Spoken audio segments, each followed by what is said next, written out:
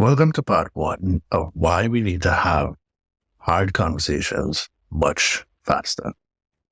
We went in a world where people are afraid to have hard conversations. I think it's important that we have the skills in order to navigate these conversations if we are to improve both workplace culture and culture in society at large. Have you ever avoided a tough conversation? If you have, you're in good company because most people do. The statistics around tough conversations are absolutely appalling.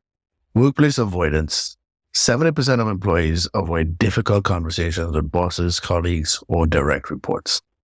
53% handle toxic situations by ignoring them, resulting in decreased employee engagement and organizational trust. If we look at general reluctance, 25% of people postpone uncomfortable conversations for at least 6 months. 10% delay these conversations for a year. Some of the avoidance strategies include 50% avoid the person involved, 37% dance around the topic, and 11% of people consider quitting their job in order to avoid the difficult or tough conversation. If you look at the psychological impacts of hard or tough conversations, they're even more scary. 57% of people would do almost anything to avoid a conversation. 52% would endure a negative workplace situation rather than discuss whatever the challenge is in front of them. Anticipating tough conversation leads to stress or anxiety, and a lot of people have nightmares and poor sleep as a result of anticipation for these hard or tough conversations.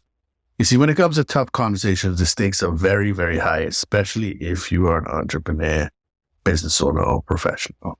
The challenge or the things you need to look out for are increased tensions between your teams, increased misalignment because people are not communicating on a regular basis, and a complete erosion of trust.